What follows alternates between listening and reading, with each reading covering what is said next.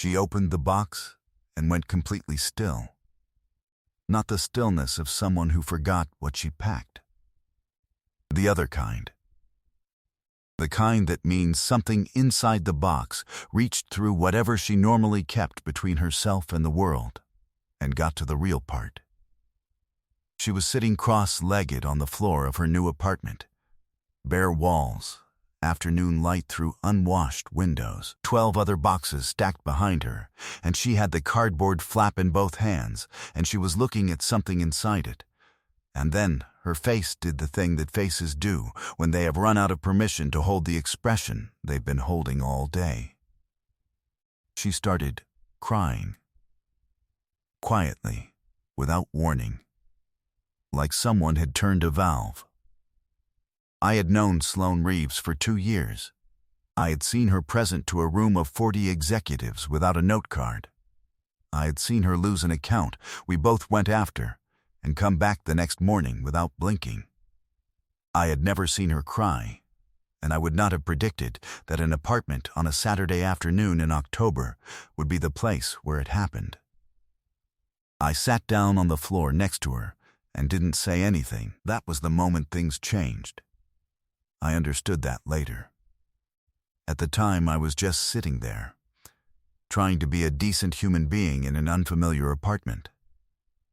My name is Adam Pierce.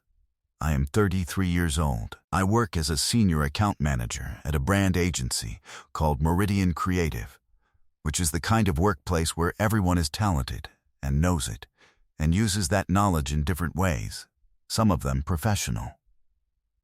I have been there 3 years.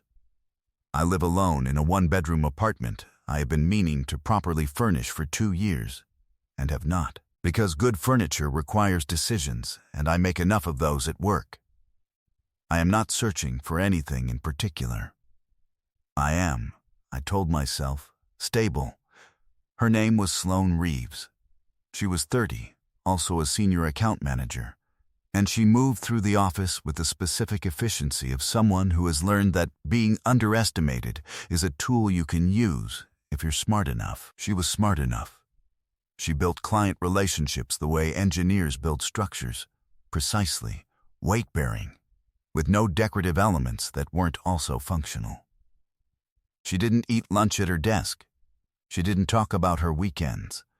She responded to emails at irregular hours, which was somehow more unsettling than if she'd responded constantly. She kept a small framed photograph on her desk, face down. It had been there since before I started at Meridian. No one in the office knew what was in it. No one asked. It was one of those details that a workplace learns to treat as boundary without the boundary ever being stated. The frame itself was thin silver, the kind that comes in a set of 3, and the back was plain brown cardboard. She never picked it up during meetings. She never turned it over when she was alone. It was just there, face down, like something being kept rather than hidden. We were rivals in the way that 2 people targeting the same promotion in the same 18-month window will inevitably be rivals. Not unfriendly. Not personal. We went after the same clients. We disagreed in briefings with the particular courtesy of 2 people who respect each other's competence and are competing for the same thing. She won some. I won some. Neither of us kept score out loud. I acknowledged to myself, a habit of noticing more than I needed to. Where she was in the office. Which clients made her lean forward in meetings, the way she turned her pen between 2 fingers when she was deciding whether to challenge something, and the fact that the challenge always came and was always worth listening to. I noted these things and filed them in a category I had not named. She announced she was moving apartments on a Tuesday in September, in the way she announced most personal things, as a logistical aside, not an invitation. She said the moving company she'd booked had canceled with 48 hours' notice, and she said it in the way people report inconveniences they have already internally resolved. She was figuring it out. She didn't need anything. Our colleague Patrick made a face and said, "That was brutal timing." Sloane said it was fine. She was already looking at her screen again. I didn't say anything that afternoon. I went back to my desk and thought about it for roughly 40 minutes, and then did something I did not run through any standard decision-making process. I texted her. I said I had a car and nothing on Saturday. I said if she wanted an extra pair of hands, it was a genuine offer, not an obligation. I said she could say no without it being a thing.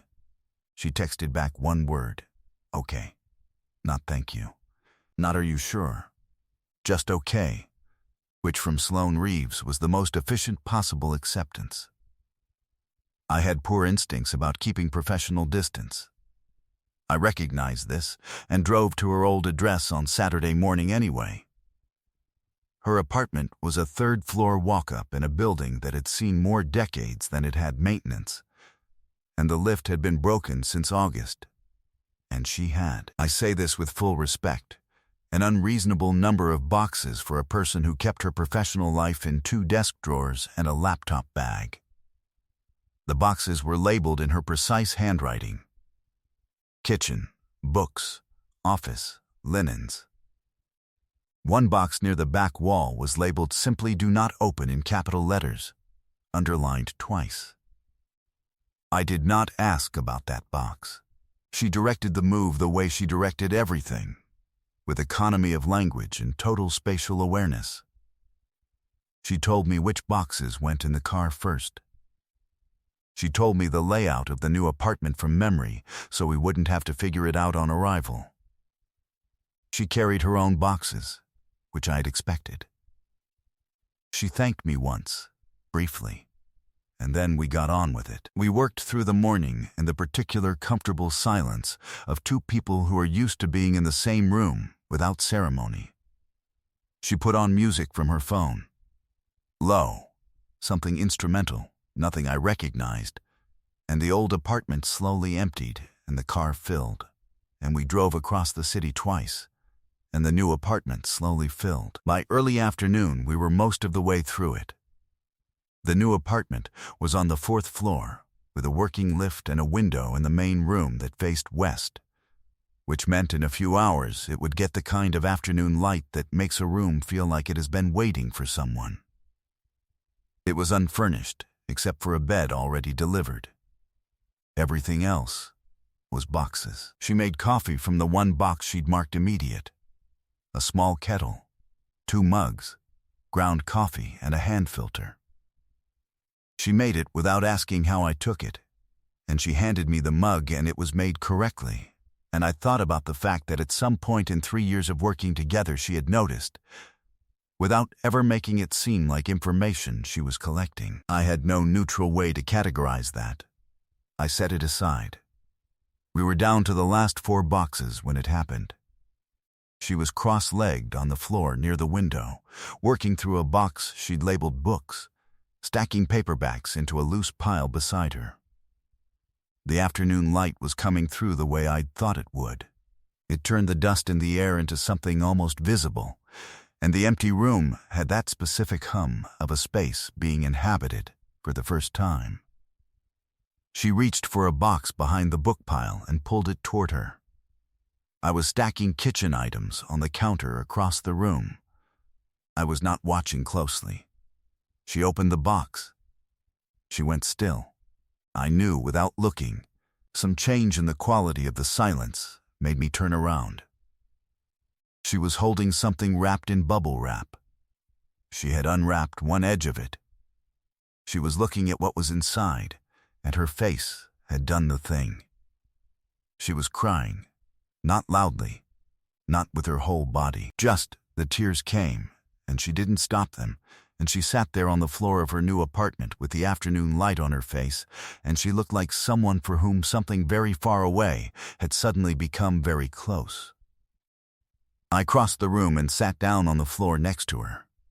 I did not ask what it was. I did not tell her it was going to be okay. I did not hand her a solution or an observation or a reason to feel better.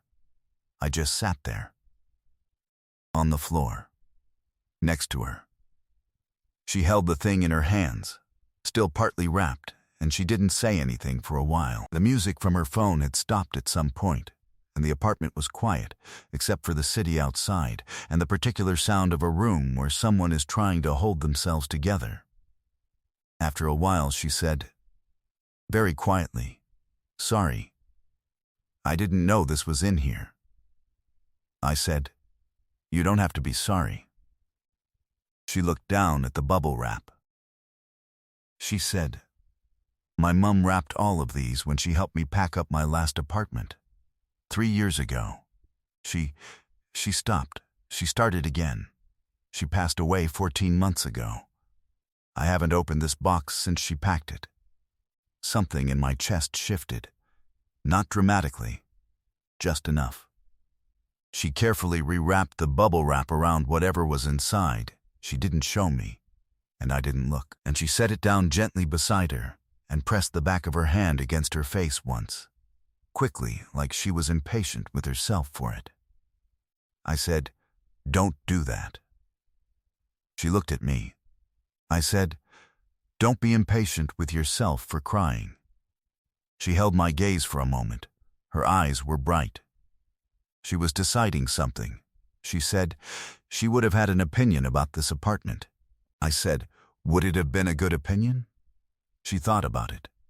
She said, "She would have said the light is nice, but the taps are wrong." She almost laughed. She always had a problem with taps. We'd go to a restaurant and she'd spend 5 minutes in the bathroom figuring out the taps and come back and tell everyone about it. I said, "That sounds like a very thorough approach to restaurants." She laughed, small and unsteady and real. She looked at the box beside her. She said, "I kept that photograph on my desk because she gave me the frame. The whole set of 3. One for her house, one for my sister, one for me." A pause. I couldn't take it down, but I couldn't look at it either. That landed. I said, "That makes sense." She said, "Does it?" I said, "Yes." She was quiet for a moment. The afternoon light was fully in the room now, the kind that makes everything look like it has been gently considered.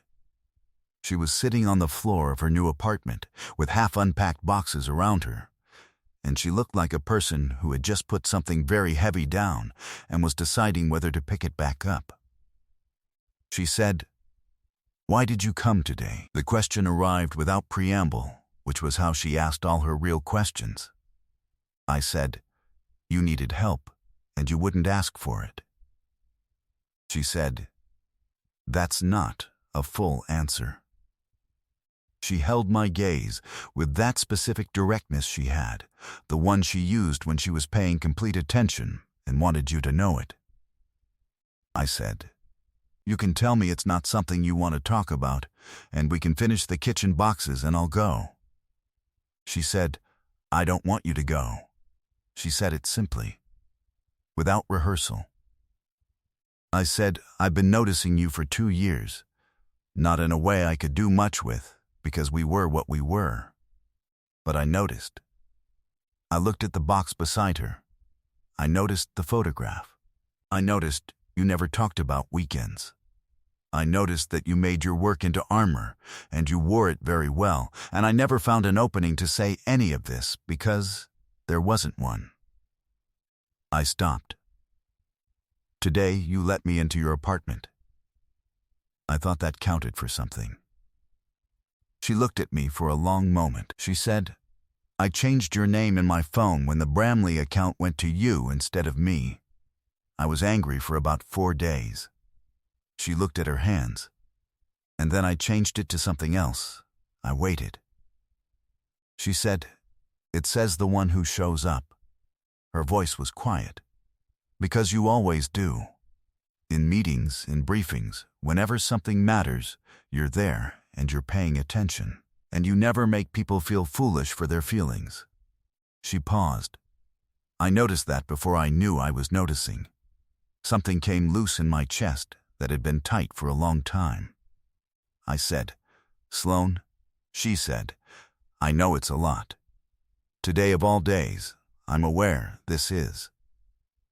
She gestured at the box, at her face, at the whole afternoon. I said, "Today of all days is the first time I've seen you without the armor on." I said it carefully. It's not a lot. It's the truest thing I've seen. She went still. Her fingers tightened once around the edge of the bubble wrap.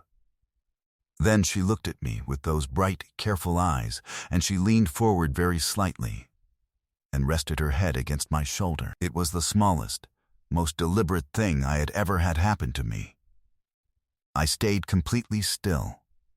I did not make a big thing of it. I just was there, the way you stay when something is being trusted to you. After a moment, she straightened up and looked at the box, and then at the rest of the apartment and said, "The kitchen boxes aren't going to unpack themselves." I said no. They're notoriously unhelpful. She looked at me, and there was something in the look that hadn't been there before this afternoon. Not new, exactly, uncovered. Like something that had always been there, and it simply stopped hiding. She stood up and offered me her hand. I took it, and she pulled me to my feet, and she held on for 1 second longer than she needed to.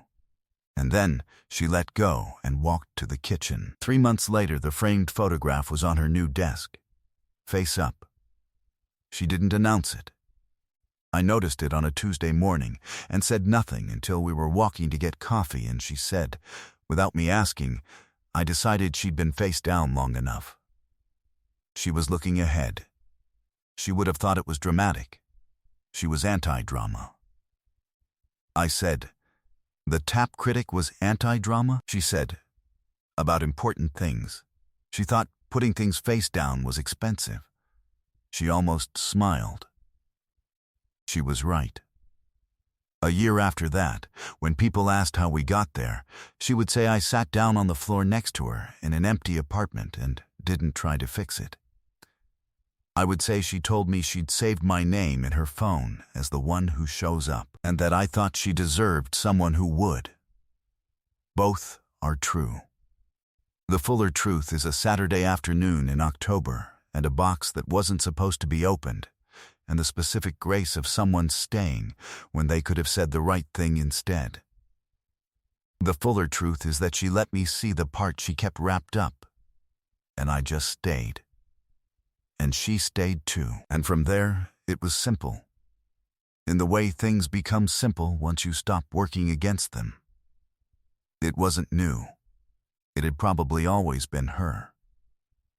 What would you have done if someone you had kept at a careful distance let you see the part they never showed anyone else? And have you ever saved someone's name in your phone as something you weren't ready to say out loud because part of you already knew, even when the rest of you wasn't sure? Tell me your story in the comments. If you liked this one, leave a like, subscribe, and I'll see you in the next one.